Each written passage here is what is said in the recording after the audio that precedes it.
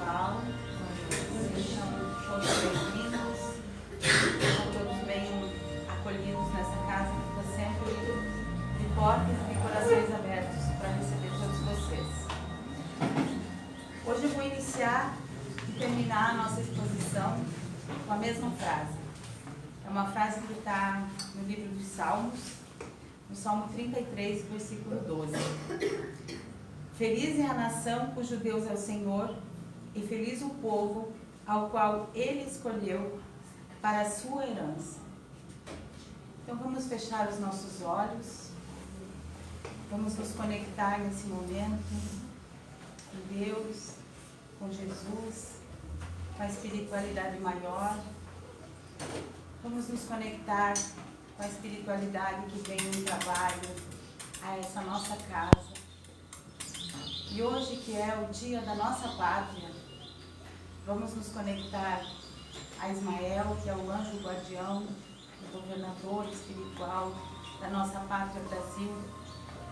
Vamos nos conectar com as equipes de trabalho de Ismael, para que estejam aqui conosco, nesse momento nosso de oração, nesse nosso momento de agradecimento, nesse nosso momento de pedir, e nesse nosso momento onde nós vamos nos descobrir patriotas, filhos de uma pátria grande e abençoada por Deus. Que nesse momento nós nos entreguemos a Jesus e a espiritualidade maior, que nós entreguemos tudo aquilo que nós necessitamos, que Jesus sabe tudo aquilo que nós precisamos, mais do que nós mesmos. Então rogamos aos céus que nesse momento as suas portas se abram e se derramem sobre nós, sobre todos aqueles que moram em nosso coração, as bênçãos celestiais. Que essas bênçãos se estendam sobre os nossos lares, sobre a nossa cidade e sobre o nosso Brasil. Rogamos, Jesus, as tuas bênçãos também sobre todo mundo que se encontra vivendo tantas problemáticas. Abençoa, Jesus, esse planeta que é teu. Abençoa cada um de nós que nesse momento nos entregamos de corpo, alma e coração a Ti. Opera em nós, Jesus, tudo aquilo que necessitamos. Que assim seja. Que assim seja. Bom, pessoal, hoje nós vamos falar então desse livro, Brasil, Coração do Mundo, para a Pátria do Evangelho.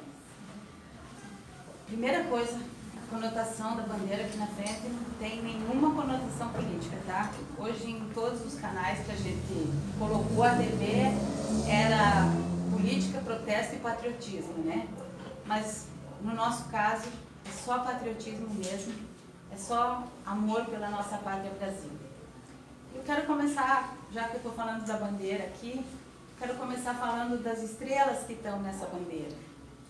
Quando a gente foi para a escola, nas aulas de história, a gente aprendeu que cada estrela representa um estado da federação e aquela que está para cima da linha da ordem e progresso representa o Distrito Federal, né? Foi isso que a gente aprendeu na escola.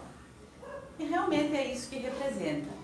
Mas existe por trás da posição dessas estrelas um simbolismo muito maior. A posição em que essas estrelas estão, vocês podem ver que elas não estão nem em linha, elas não estão nem marcando a capital de cada estado, nada. Elas estão como se elas tivessem sido largadas ali, né? A posição que essas estrelas estão ali, na bandeira, representa o céu que se apresentava na cidade do Rio de Janeiro na noite de 15 de novembro de 1889, data da proclamação da República. E reparem que ao centro está o Cruzeiro do Sul, né? Bem no centro ali está o Cruzeiro do Sul, e aí todas as estrelas em volta. Então elas retratam o céu do Rio de Janeiro naquela data. E o nosso estudo de hoje, então, isso foi só a título de curiosidade, né? É sempre bom a gente saber um pouquinho mais. Nosso estudo de hoje, então, é desse livro, que parece, olhando a capa, assim, a gente olha para ele e vê um livro moderno, né? Uma capa moderna, bem desenhada. Mas, na verdade, esse livro é um senhor de 84 anos já. Esse livro foi escrito em 1938. Ele é a 6ª obra de Chico Xavier. Chico escreveu 451 obras e essa é a 6ª obra. Esse livro foi escrito numa época em que o movimento espírita estava começando no Brasil. Que não tinha uma federação, o movimento espírita não era organizado. E aí Humberto de Campos vem, é o 2º livro do autor espiritual Humberto de Campos, e ele vem e ele escreve, eu digo assim que aqui dentro tem preciosidades. Tudo que eu vou falar hoje aqui, que vai ser bastantinho, é mínimo perto do que a gente consegue lendo o livro. Nada que a gente vá pegar em YouTube, em outras coisas, vai se comparar ao que tem no livro. Então, assim, na biblioteca municipal tem para emprestar, aqui na casa sempre tem para vender, se não tem, encomenda. Dá para baixar, tem PDF na internet que dá para baixar de graça. Então, assim, é uma leitura, não é uma leitura cansativa, é um livrinho curtinho e é um livrinho que vale muito a pena a gente ler, porque a gente se sente engrandecido, a gente se sente abençoado lendo esse livro. E hoje eu vou tentar mostrar um pouquinho para vocês de como abençoados nós somos por termos sido escolhidos para nascer na Pátria Brasil. Então, gente, feitos os esclarecimentos espirituais, os esclarecimentos iniciais, né? É necessário também esclarecer que as informações que contém nesse livro, elas foram todas pesquisadas por Humberto de Campos nas bibliotecas do plano espiritual e também adquiridas nas tradições que se contam no plano espiritual. Então não é um trabalho que o espírito imaginou e foi lá e escreveu, não é um romance. Ele é um livro histórico, é a formação histórica e espiritual da nossa pátria. É tudo o que aconteceu antes da nossa pátria ser descoberta. E como nós sabemos, então, Jesus é o governador espiritual da terra, né? E Jesus nasceu na Palestina, na cidade de Belém. E lá na Palestina foi plantada a árvore do Evangelho do Cristo. E com a crucificação de Jesus, com o crescimento do cristianismo, a Palestina começou a ser muito frequentada. E o cristianismo começou a se alastrar por todo o Império Romano, que depois virou Europa, né?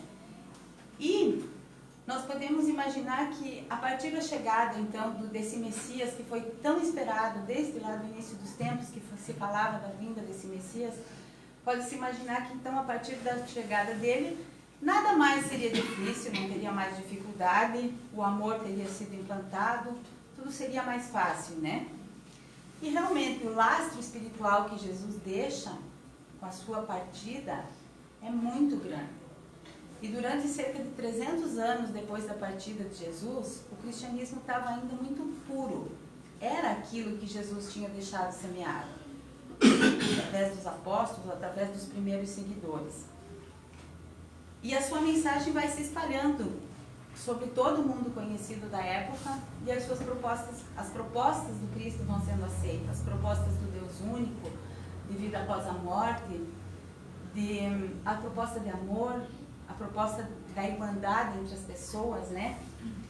Mas também começa, a partir do ano 300, ali com a fundação da igreja, começa a haver desvirtuações, começa a haver um certo comércio dentro do próprio cristianismo, né? E aí já o plano espiritual, Jesus, as equipes dele já começam a perceber que as coisas não estavam caminhando como deveriam. E aí por volta do ano 800, depois de Cristo já, Jesus resolve mandar um novo profeta. Dessa vez ele manda esse profeta para a Arábia. E esse profeta é o profeta Mohammed, ou o profeta Maomé, como na nossa linguagem, né? E a proposta da vida de Mohammed era a restauração àquele cristianismo primitivo, aquele cristianismo lá do início, aquele cristianismo puro e verdadeiro.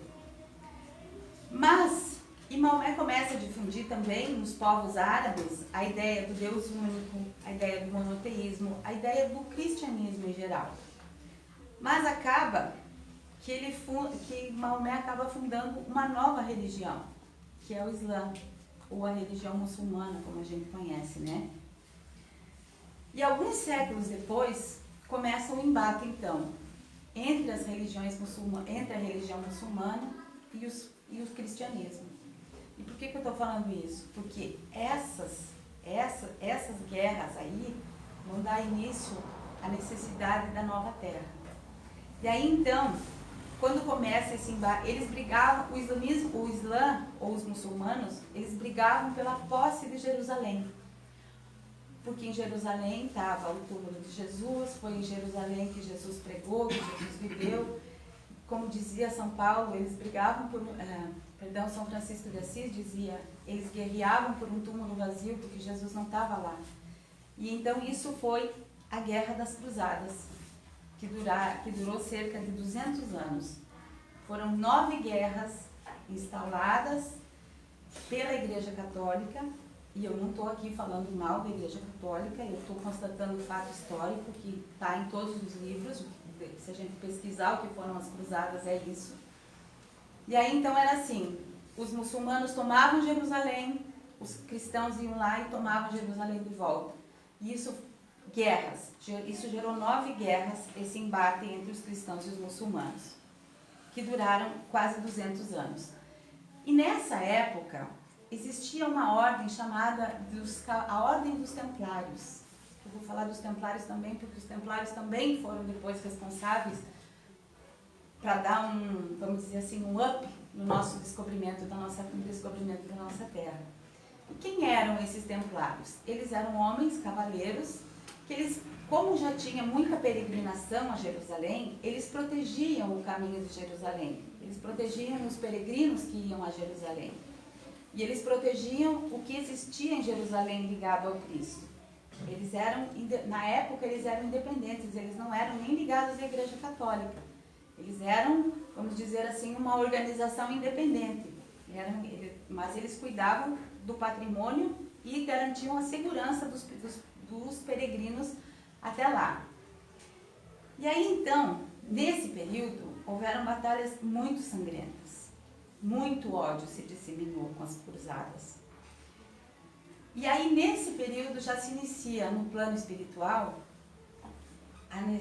já começa a se vislumbrar a necessidade de um novo local para ser implantado o Evangelho do Cristo. E aí, diz aqui no livro, que no último quarto do século XIV, então entre 1375 e 1400, né, no último quarto, Humberto de Campos narra, então, uma grande reunião que houve no plano astral entre Jesus e os seus emissários, os cooperadores de Jesus, a necessidade de se encontrar uma nova terra, já que lá na Palestina estava tudo desvirtuado, né? E na Europa também já estava começando a se desvirtuar. E aí, justamente, procurava essa nova terra para a revivescência daquele cristianismo puro e verdadeiro.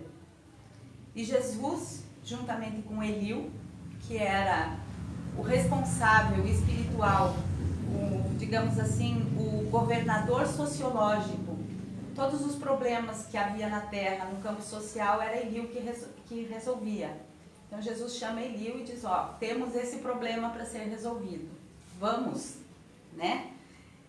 E aí, Jesus, juntamente com Eliú, então ele vem fazer uma visita pessoal ao nosso planeta, à órbita do nosso planeta, né? E eu preciso fazer um adendo aqui para falar de quem é Eliú. Que vocês já perceberam que eu gosto de contar a história bem contadinha, né? Eu não gosto de deixar vocês com dúvida ou então pensando quem é aquele ou quem foi aquilo. Eu vou fazer um adendo de quem é Eliú. Eliú, ele foi o maior rabino judeu que viveu no século II antes da encarnação de Cristo. 200 anos antes de Cristo, Eliú vivia. Eliú era, então, um rabino. Ele era conhecido como Eliú o Velho, porque ele viveu 120 anos.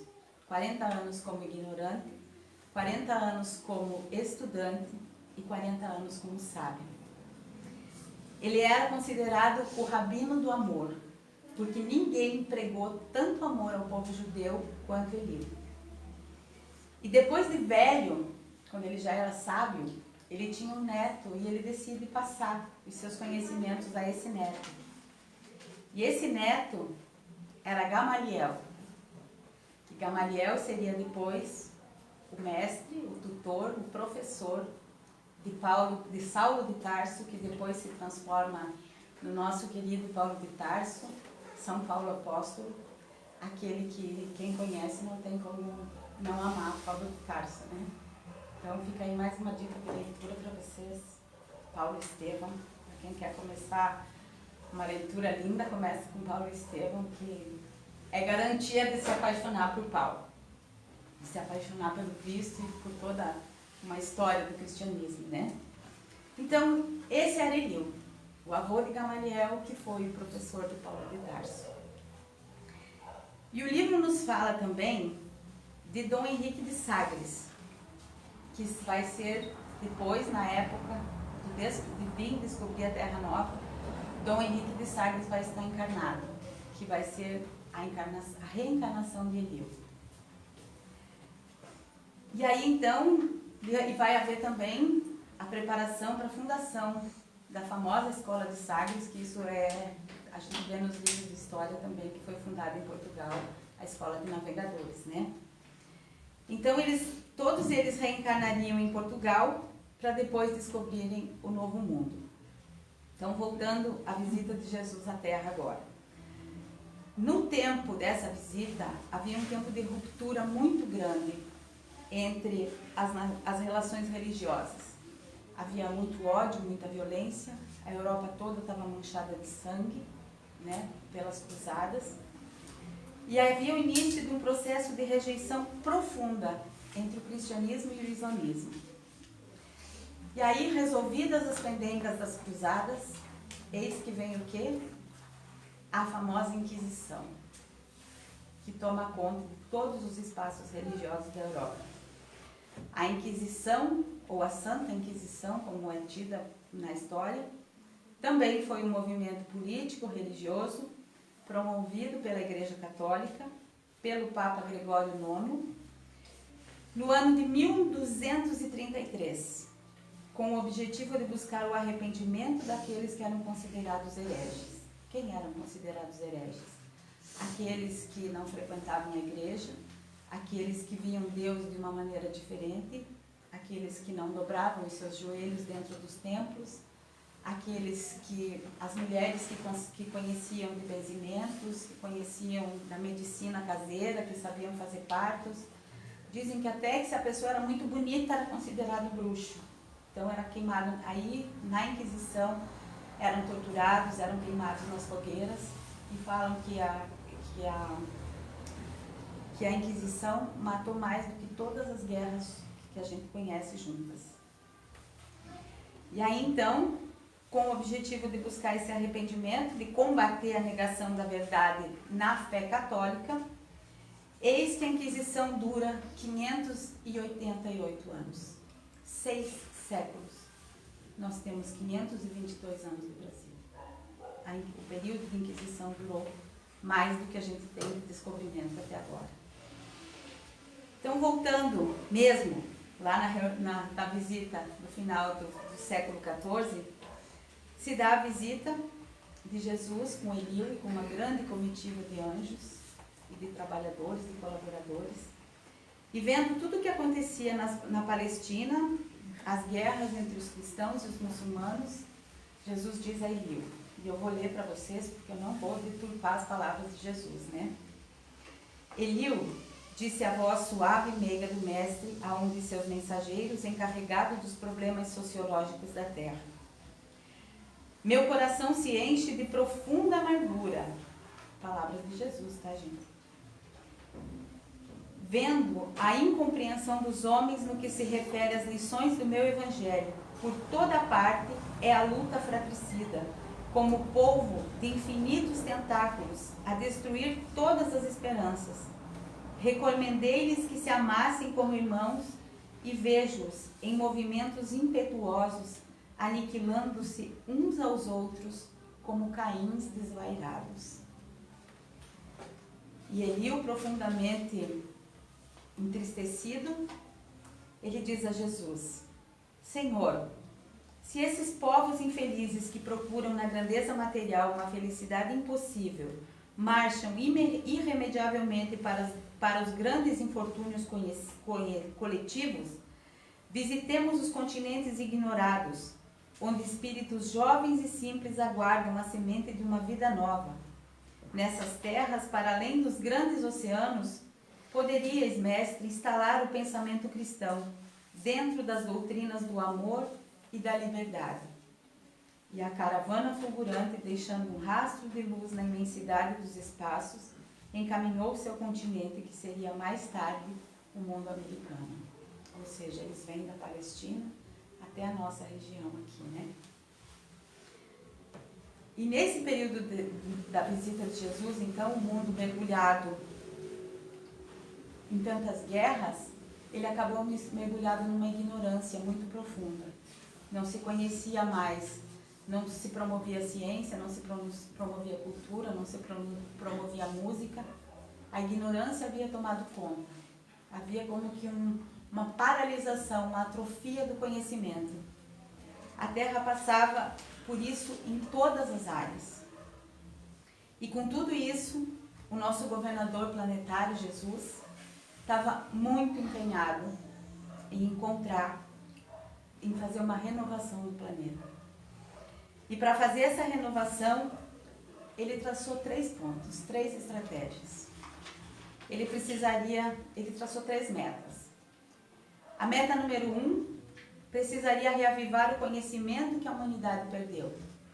A meta número 2, precisamos de uma nova terra, um novo lugar, onde nós possamos reconstruir a história da humanidade e do cristianismo. E por isso começou a pensar na necessidade de um novo lugar para instalar a árvore do seu evangelho. E teria que ser um local novo, onde a humanidade não tivesse tingido nem de sangue e nem de ódio o seu território. Porque naquele tempo a Europa e o Oriente Médio estavam tingidos totalmente de sangue, pelas cruzadas e pela Inquisição. Ele precisava de uma terra onde o ódio, o pranto e o desamor ainda não tivessem visitado. Era preciso um território novo. E era preciso que alguém descobrisse esse território novo. E a meta número 3, uma nova doutrina. Uma nova informação para matar a sede dos homens e despertá-lo das suas questões e das suas fragilidades. Vamos então ao cumprimento dessas metas. Meta número 1, como foi cumprida? Foi cumprida num período que a história chama de Renascimento, que aconteceu lá na Idade Média, né? Foi um período curtinho de 80 anos, onde reencarnaram espíritos fantásticos, espíritos extremamente evoluídos, e nesses 80 anos eles revolucionaram as ciências, as artes, a música, a filosofia e os conhecimentos de forma geral. E a segunda meta, precisávamos de um novo lugar. Precisávamos de um mundo novo para que tudo isso acontecesse. Era preciso garantir uma terra nova, e o Cristo precisava fazer com que os homens descobrissem essa terra nova. Era preciso que fosse descoberto pelos homens aquele continente inteiro que estava a oeste da Europa. Porque Portugal era tido como o fim do mundo já, né? À frente de Portugal não existia mais nada. Era preciso preparar homens para terem a coragem de atravessar o mar e descobrir esse lugar. E o que vai acontecer? Lembram que eu falei lá dos antigos templários que guardavam o caminho? O que vai acontecer? Os antigos templários, após eles serem excomungados pela Igreja Católica e grande parte deles ser assassinada tanto pela Igreja Católica quanto pelo governo, pelo rei francês, eles vão receber abrigo em Portugal, devido a uma dívida de gratidão que o governo de Portugal tinha para junto deles. porque num determinado tempo eles protegeram Portugal de ser dominado pelos muçulmanos. E Portugal acolhe esses templários, então, pagando essa dívida de gratidão que tinham para com eles. E eles se abrigam em Portugal não mais como a Ordem dos Templários, mas eles se abrigam em Portugal como a Ordem, simplesmente como a Ordem do Cristo. E ali em Portugal, então, os templários mexem muito comigo. Ali em Portugal, os templários, que eram homens muito inteligentes, porque a Palestina Jerusalém já era uma cidade cosmopolita, onde vinha gente de todo mundo conhecido, e eles conheciam muito de tecnologia, eles conheciam de ciência, eles eram extremamente inteligentes, e eles eram uma congregação extremamente rica. E eles vêm para Portugal assim, com todo o conhecimento, com toda a sua riqueza moral, cultural e espiritual, e com toda a sua riqueza monetária. E aí em Portugal, e esse era o desejo do nosso governador planetário, né? Eles não vieram à toa. E eis que então eles chegam em Portugal e eles começam a trabalhar e eles fundam a famosa Escola de Sagres, aquela que eu falei lá no início, que o Dom Henrique de Sagres era a reencarnação de Eliú, aquele que veio junto com Jesus. Eles fundam então a famosa Escola de Sagres. E quando Eliú veio com Jesus visitar a terra, ele encarna então como Dom Henrique de Sagres, o infante de Sagres, que a história fala também, né? E a Escola de Sagres era uma escola de conhecimentos incríveis para a época, que entre vários saberes iriam ensinar a navegação, já que Lisboa estava voltada para o Oceano Atlântico, né? Voltada para a imensidão do mar. E o que fez Jesus, então, com a fundação da Escola de Sagres? Ele promoveu a encarnação de determinadas entidades em Portugal nesse período, trazendo para Portugal os grandes gênios da navegação do passado, que eram os fenícios, que hoje são os libaneses. Os fenícios tinham o dom da navegação no seu espírito. E esses homens encarnados em Portugal, no final do século XV, eles vão fazer com que a Escola de Sagres, sob o comando de Dom Henrique, e a experiência pré-reencarnatória dos fenícios, agora chamados portugueses, eles se lancem ao mar. E esses homens vêm e descobrem então a Terra Nova. Eles cumprem o desejo do Cristo. E isso, a história, nós já aprendemos, quando a gente foi para a escola, nós já aprendemos a história do Cabral, a gente não precisa repetir aqui. Hoje nós vamos falar da parte espiritual do descobrimento da nossa Terra. Então, foi descoberta a Terra Nova, aquela para a qual Jesus teria o desejo de transferir a árvore do seu Evangelho, a árvore dos seus ensinamentos. Então, agora, voltando de novo para o livro, o prefácio desse livro é feito por Emmanuel. A Terra Nova já foi descoberta pelos homens, está aí para ser trabalhada. O prefácio desse livro é feito pelo próprio Emmanuel. E ele fala assim, Emmanuel, para quem não sabe, é o mentor do Chico Xavier, tá? Que já está encarnado de novo no Brasil. É um jovem de 20, 22 anos que está encarnado no interior de São Paulo. Ainda não se sabe quem é Emmanuel, mas uma hora ou outra ele vai aparecer, né? Emmanuel nos diz então, o Brasil terá sua expressão imortal do espírito representando a fonte de um pensamento novo. E já em 1938, Emmanuel adverte os políticos, os homens públicos, que eles fossem inspirados e cuidassem do nosso país com muito carinho e extrema responsabilidade. Emmanuel fala, saibam os homens públicos colocar muito alto os seus devidos deveres. E logo em seguida, então, vem os esclarecimentos de Humberto de Campos, que nos fala que naquela época o Brasil era um país virgem ainda, né? Um país desconhecido, um país que não tinha a projeção mundial que tem hoje. E aí vinham pesquisadores, geógrafos, gente que queria conhecer, que queria saber, que queria explorar, que queria conhecer o que tinha o Brasil, né?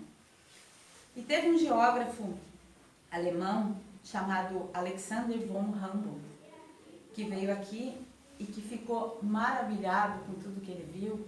E foi Humboldt que cunhou uma expressão que a gente conhece muito, que se fala até hoje, que diz assim, que o Brasil será o celeiro do mundo. Todo mundo já ouviu isso, a gente sempre ouve, né? Vira e mexe, essa palavra, ela vai para a mídia, né? Isso é verdade, né? A gente conhece bem o país que a gente sabe da capacidade que o Brasil tem perante o mundo, né? Então, mas na verdade, o que Humberto de Campos queria falar, que desse celeiro do mundo não é na parte econômica, não é na parte financeira, não é só disso. Humberto de Campos queria falar do cumprimento da terceira meta. A primeira meta, restaurar o conhecimento da humanidade. A segunda meta, descobrir uma terra nova. A terceira meta, a nova doutrina. E então, Humberto de Campos nos diz que a riqueza a que todos se referiam não era nada, se comparada às riquezas espirituais do Brasil.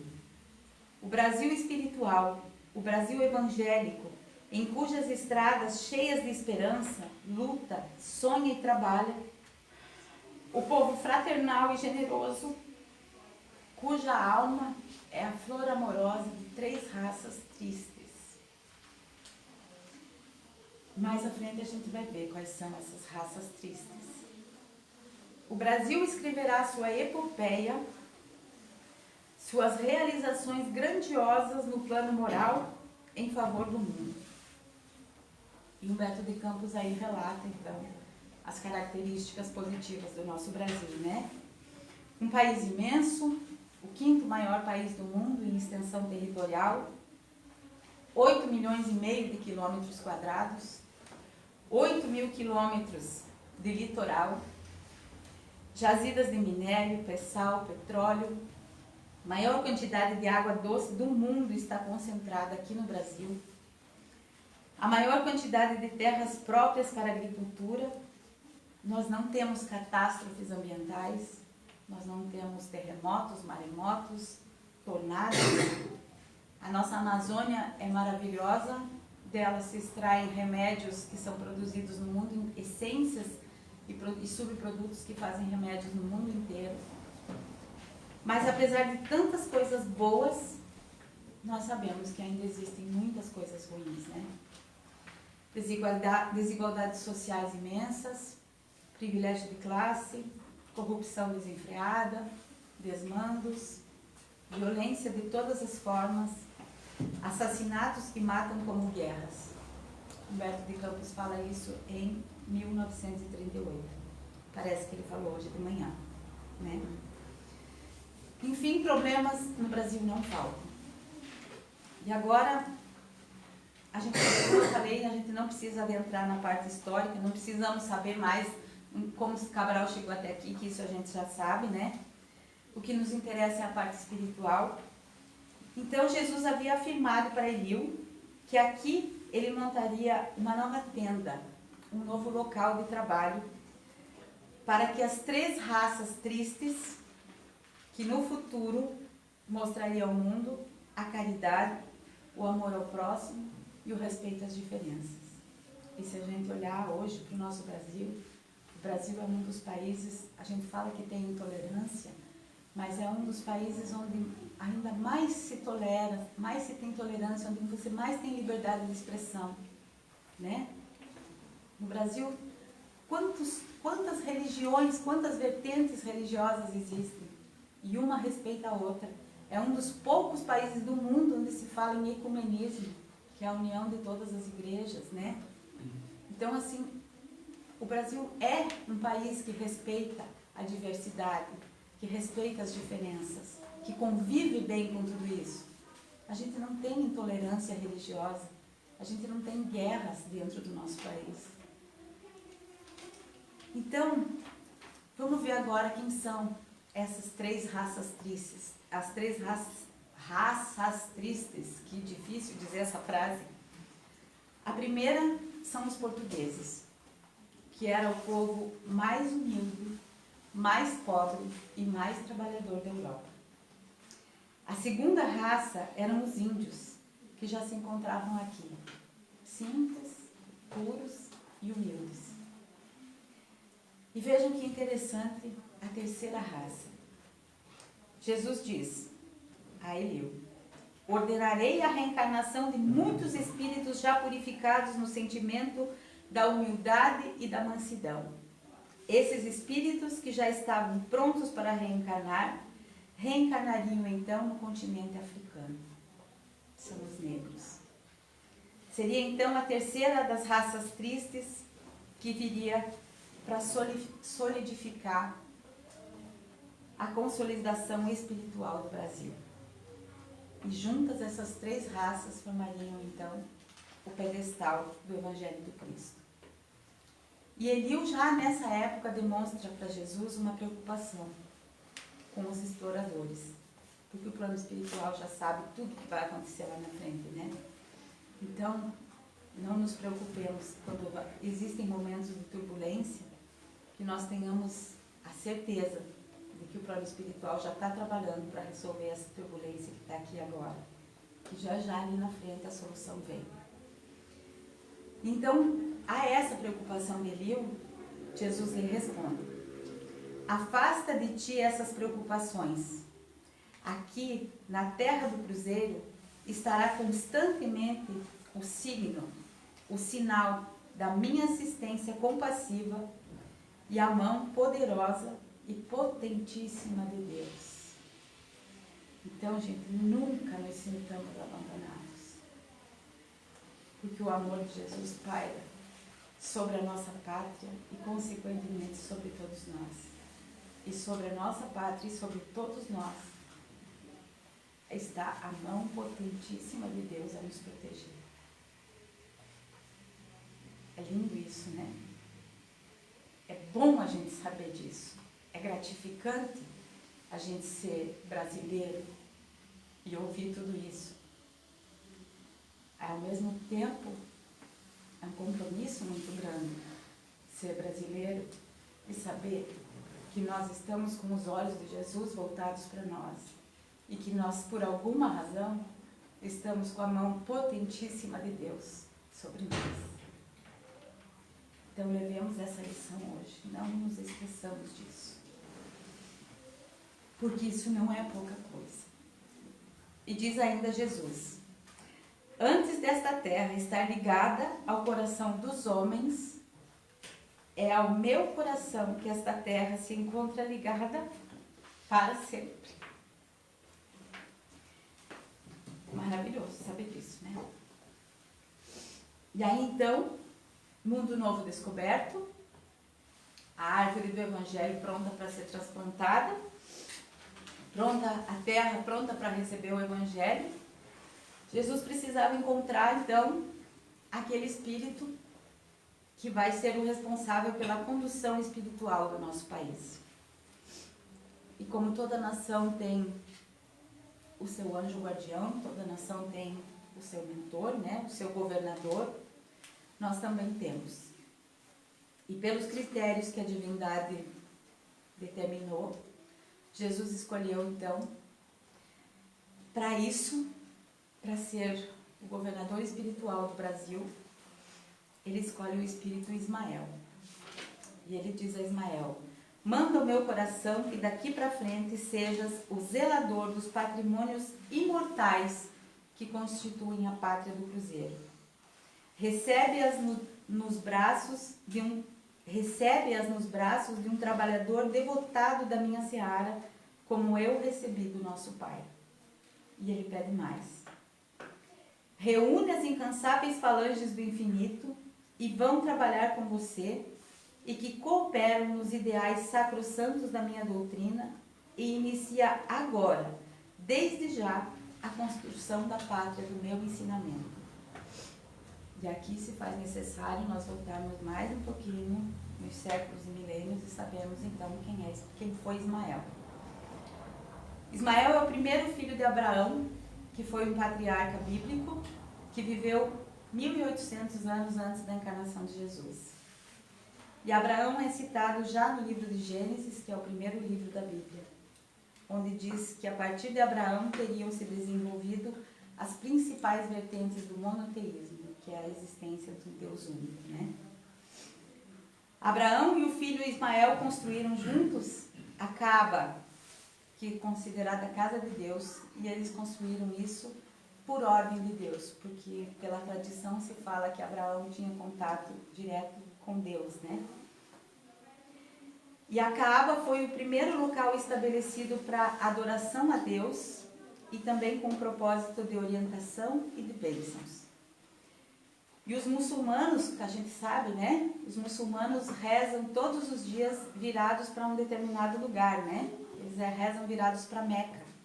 Porque essa Caaba hoje, ela é uma caixa que está dentro de um templo, de uma mesquita de Al-Haram, na cidade de Meca, na Arábia Saudita.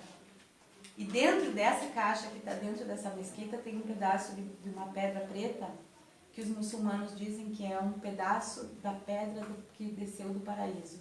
E é então com a fonte voltada para lá que os muçulmanos rezam todos os dias. E esse era Ismael, aquele que ajudou Abraão a construir o primeiro templo dedicado a Deus na terra. Então não são espíritos novos, não são espíritos pequenos que estão no comando do Brasil, né? Deus fez de Ismael um rei que viveu por 137 anos. Ismael teve 12 filhos príncipes que construíram 12 impérios, tornando numerosa a descendência de Abraão e de Ismael. Mais uma vez, reforçando o projeto do nosso país, Jesus diz a Ismael: para aí transportarei a árvore da minha misericórdia, e espero que a cultives com a tua abnegação e o teu sublimado heroísmo. Então Jesus já sabia que a coisa não ia ser fácil, né? Ismael aceita essa missão com profundo amor a Jesus e a nossa pátria. E Jesus, então, num diálogo que ele teve com Ismael, ele diz o seguinte a Ismael: considere que a dor é a eterna lapidária dos espíritos. Abrigarei na pátria do cruzeiro todos, ele não disse alguns, abrigarei na pátria do cruzeiro todos os infortunados e infelizes. No meu coração, ouço as súplicas dolorosas de todos os seres sofredores que se agrupam nas regiões inferiores do espaço próximo à Terra, ou seja, nas regiões umbralinas, né? Havia lá uma quantidade infinita de espíritos pedindo ao Cristo uma oportunidade para reencarnar. E aí então Jesus diz a Ismael: leva essas coletividades espirituais sinceramente arrependidas. Então todos aqueles que estavam vivendo nas regiões umbralinas iriam ser resgatados, os que estavam arrependidos, pedindo por socorro a Jesus, pedindo por uma nova chance. Jesus ordena a Ismael que vá às regiões umbralinas da terra e que resgate esses espíritos. E aí então, ouvindo os apelos de Ismael, eles vêm construir as bases da terra do cruzeiro. E nesse filão de claridades interiores, eles buscaram as pérolas da humildade e do sentimento. Buscaram, buscam e buscarão. E a gente fala deles, daqueles que estavam lá implorando por uma nova chance para vir reencarnar. A gente fala deles, mas na verdade eles somos nós. Éramos nós que estávamos lá, né? Porque na verdade nós estamos no momento brasileiros. Mas nós já vivemos, nós fomos espíritos que reencarnamos em várias partes do mundo. Nós não estamos, o Brasil tem só 500 anos. Os nossos espíritos são muito mais velhos que isso. E se hoje nós estamos nessa doutrina tão linda, que busca o cristianismo primitivo, as verdades espirituais, é porque nós já vivemos muito longe delas e nós queremos agora reencontrá-las novamente, né? E é bem provável que muitos de nós sejam aqueles espíritos que há muitos anos atrás, lá nas regiões umbralinas, pediram a misericórdia de Jesus. Mas esses espíritos viriam numa situação extremamente difícil e delicada, para tentar pelo menos corrigir o que eles fizeram de errado. E esse quadro é extremamente importante, porque dele a gente começa a perceber por que até hoje o Brasil vive mergulhado em problemas. É uma terra que tem tudo para alavancar e ir para frente, e muitas vezes a gente diz que o Brasil seria autossuficiente em tudo, e realmente seria, mas a gente ainda não está preparado para isso, porque a gente ainda não evoluiu o suficiente. Nós somos espíritos ainda muito imperfeitos que estamos habitando aqui. Porque Ismael e os seus companheiros, quando descem às regiões umbralinas, eis quem eles encontram lá. Antigos batalhadores das cruzadas, senhores feudais da Idade Média, padres e inquisidores, espíritos rebeldes e revoltos, e por aí vai. Ou seja, como diz Kardec, espíritos da terceira ordem, né? Espíritos imperfeitos e criminosos. E foram esses espíritos que primeiramente vieram para cá. Para esse grande hospital de socorro, que é a Pátria Brasil. E a partir daí, então, a gente entende por que tanta ainda coisas erradas, né? Porque para cá não vieram espíritos puros. Tanto é que nós estamos aqui peleando dia a dia, né? Aqueles que estivessem arrependidos, vinham. Mas mesmo arrependidos, seguimos cometendo erros, né? E Ismael diz então aos espíritos ainda no umbral: um ensejo novo de trabalho se apresenta para a redenção das vossas almas, desviadas nos desfiladeiros do remorso e do crime. Há uma terra nova onde Jesus implantará o seu evangelho de caridade, de perdão e de amor indefinido. Olhem a advertência.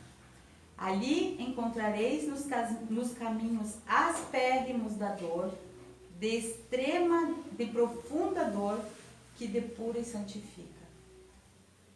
Então, quem viveu aqui, já viveu no começo, quando não tinha nada, né? Já foi difícil. E a gente não precisa voltar muito atrás. A gente volta só com a chegada dos italianos aqui na nossa região, como eles já sofriam, como diziam que eles não vinham e tudo era mato.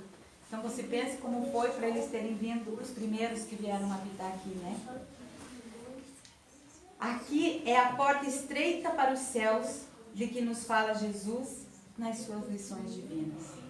Então, nas nossas caminhadas diárias, nós nos lembremos que nós estamos no caminho que nos leva à porta estreita. Por isso que o caminho é difícil. Por isso tanta aspereza, por isso tanta pedra no caminho. E então o sofrimento que a gente vê no país, na população de modo geral, tem aquela minoria que desfruta de tudo, né? Mas a maior parte tem muitos problemas de toda ordem, né? A maior parte os caminhos são duríssimos ainda. Mas nós estamos aqui em recuperação e vivendo num tempo de transição planetária. Estamos aqui em tratamento, buscando a nossa melhora. E o que se viu foram aquelas falanges imensas de espíritos comovidos e gratos pela oportunidade que estavam tendo naquele momento de recomeçar de outra forma. E o emblema do estandarte de Ismael é Deus, Cristo e Caridade. É uma bandeira branca escrita com letras douradas. As três grandes revelações. Deus, que é única, Cristo, que vem nos mostrar a vida eterna, e a terceira revelação, o Espiritismo através da caridade. Esses espíritos vieram para cá, muitos deles espíritos já envolvidos com as ciências, muitos deles espíritos inteligentíssimos, mas sem nenhum contato com o amor ao próximo, sem nenhum contato com o respeito pelo próximo. Tanto é que escravizaram os índios, escravizaram os negros, que não fazia parte do projeto. Eles ouviram os apelos de Ismael e vieram construir as bases da terra de Cruzeiro. Buscaram, buscam e buscarão. Então somos nós, né? Que estamos aqui nessa eterna busca. Através do caminho da dor e através do burilamento. Tentando nos melhorar para um dia termos uma condição melhor, tanto moral quanto espiritual. Hoje é 7 de setembro, dia da nossa independência, 200 anos, né? E Dom Pedro tinha uma assistência espiritual direta de Tiradentes nos dias que antecederam a proclamação da República, não, a independência do Brasil. E quando ele, em viagem, recebe a mensagem de Portugal exigindo ainda mais coisas do Brasil, ele se sente tomado por uma força maior, que era Tiradentes, soprando na mente dele o grito de independência ou morte. E ele nem se dava conta, ele nem se deu conta disso. Então, o Brasil não mais suportaria ser colônia, mas era necessário manter a unidade territorial do país para que não fosse fragmentada aquela forma de coração que Jesus desenhou no astral, naquela visita lá, no último quartel do século XIV. Houveram guerras, houveram disputas entre portugueses, ingleses, holandeses e espanhóis, mas o território brasileiro não se desfragmentou, porque assim é o plano do Cristo, e não se desfragmentará. Ismael fala que desde 1808 o Brasil já era um país livre, mas para não quebrar a força das tradições, era necessário que tivesse uma data que ficasse marcada para sempre, a data da independência do nosso país. E então, isso acontece no dia 7 de setembro de 1822, quando Dom Pedro deixa escapar o grito de independência ou morte, que aquilo foi quase que um ato impensado dele, né? E fica então o 7 de setembro marcado como o dia da nossa pátria. Alguns anos depois vem a República e Jesus diz a Ismael que a pátria do Evangelho já tinha adquirido maturidade, como um povo, como uma coletividade já sabia qual caminho quer seguir, e que cabe a essa coletividade tocar esse país para frente. E a espiritualidade, não mais tão diretamente, mas indiretamente, está sempre acompanhando os nossos passos para fazer do Brasil o coração do mundo e a pátria do Evangelho. Uma realidade ou não é algo que vai depender muito do nosso comportamento, das nossas ações, como pessoa, como cidadão, como patriota e como cristão. A gente sabe que os bons espíritos estão vindo e encarnando por todo o planeta, né? Para alavancar o desenvolvimento da humanidade. E essa mudança é inevitável. E tomara que nós sejamos aqueles já tocados pelo bem, que possamos ficar aqui na Terra, que possamos ficar aqui no Brasil, depois que chegar, que se encerrar o período da transição planetária e chegar esse tempo de regeneração.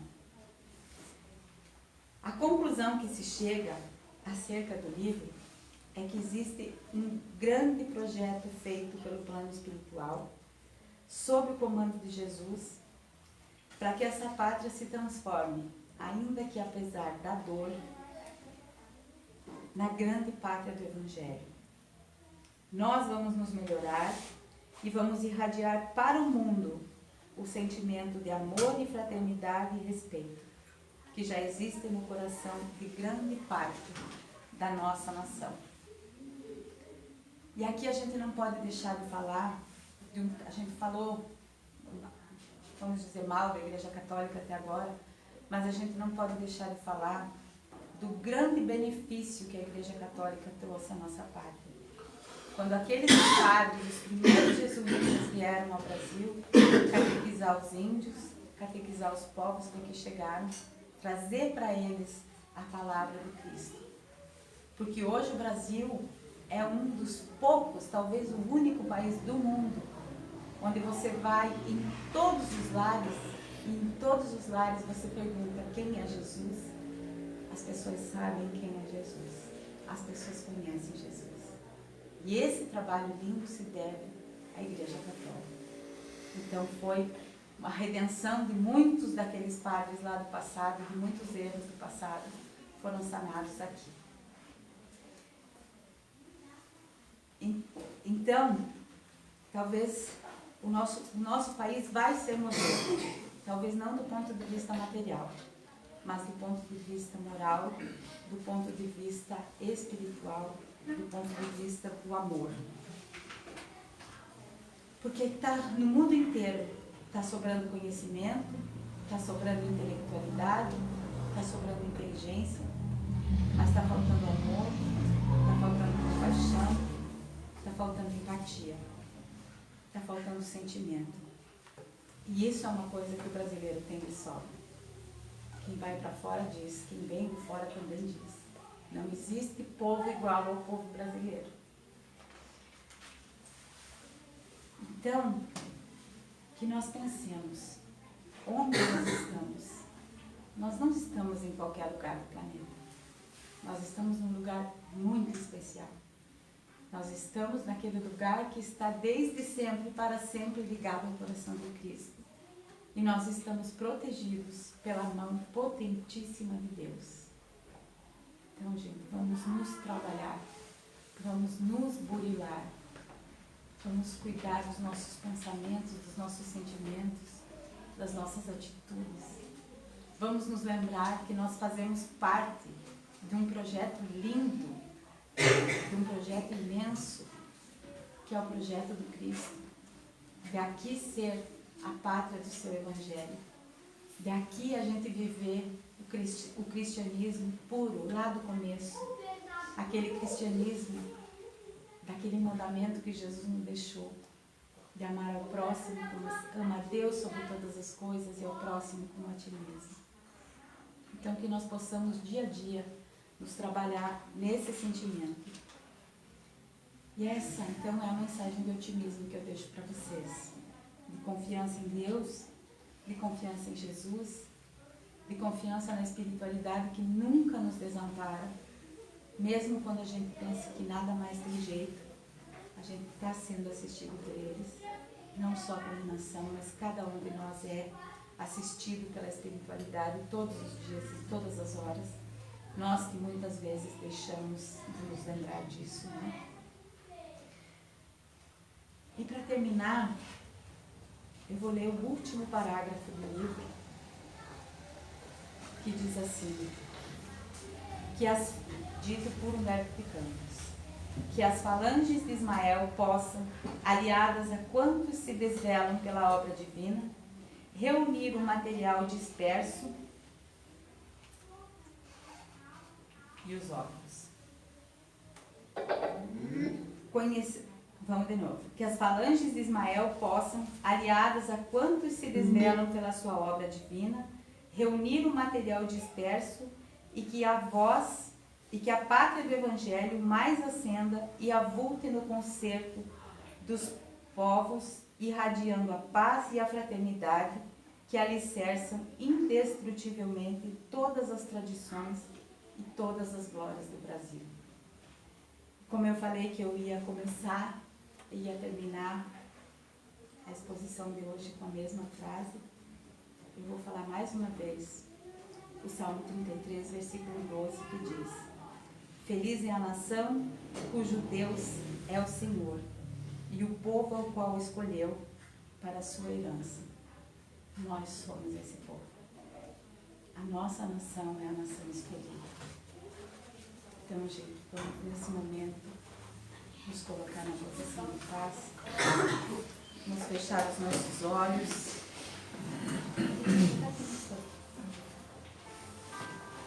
Vamos cerrar os nossos olhos e vamos pensar em tudo aquilo que nós temos de bom na nossa pátria amada Brasil. Vamos pensar em tudo de bom que Jesus prepara para nós.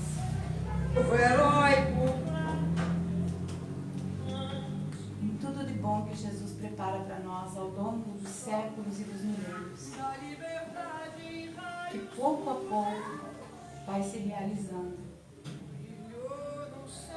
Que nós possamos nesse ano de eleições gerais eleger aqueles que mais se apropriam, que sejam mais apropriados para governar o nosso país.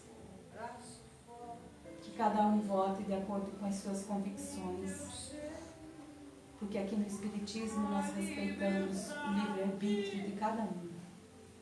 Te rogamos, Mestre Jesus, inspira-nos para que nós coloquemos lá, no poder máximo do nosso país, os homens e as mulheres que são necessários nesse momento para governar o país.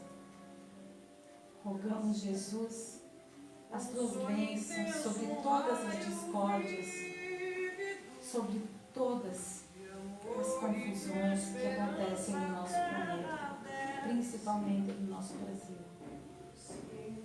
Tende piedade, Jesus, desse povo trabalhador da pátria amada Brasil, onde tantos ainda sofrem com a falta de quase tudo e onde muitos têm tanto. Te rogamos, Jesus, olha por todos nós, olha por aqueles que dão emprego, olha pelos desempregados. Abençoa, Jesus, os industriários, os agropecuários, os trabalhadores. Que o nosso país seja um país de fartura, que não falte o pão na mesa de cada brasileiro, que não falte no nosso coração o pão do amor, o pão dos bons sentimentos. Abençoa, Jesus, os pedidos que nós levamos para Ti hoje. Abençoa, Jesus, os nossos lares. Abençoa, Jesus, as nossas vidas, para que nós possamos, sim, viver na pátria do Evangelho, para que nós possamos ser os propagadores da Tua Palavra, os propagadores do Teu amor. Se conosco, Jesus, hoje e sempre. Te agradecemos, Jesus, por tudo que somos, por tudo que temos. Te agradecemos, Jesus, por vivermos longe das guerras, por vivermos num país maravilhoso, por vivermos em segurança. Se conosco, Jesus, hoje e sempre, como sempre tens estado. Agradecemos por esse momento que estamos aqui e agradecemos por tudo que nos dá, nos dará, por tudo aquilo que está guardado para nós. Abençoa-nos, Jesus, e nos auxilia para que caminhemos sempre pelos caminhos que levam a mais próximo de Ti. Que assim seja.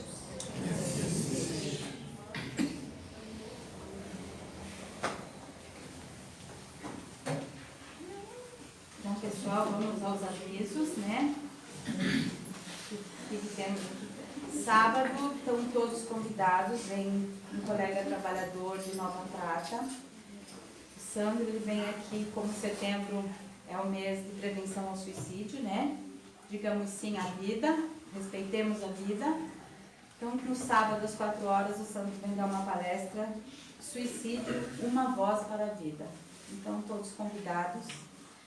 Temos ainda o nosso Evangelho no Lar, feito na primeira terça-feira do mês. Então, já fica o convite para o mês de outubro, às terças-feiras, às 20 horas.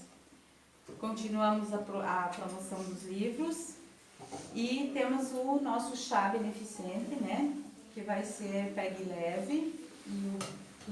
Tem ingressos para vender aqui na casa. Vai ser uma caixinha, 5 doces, 5 salgados e um sachêzinho para fazer o chá.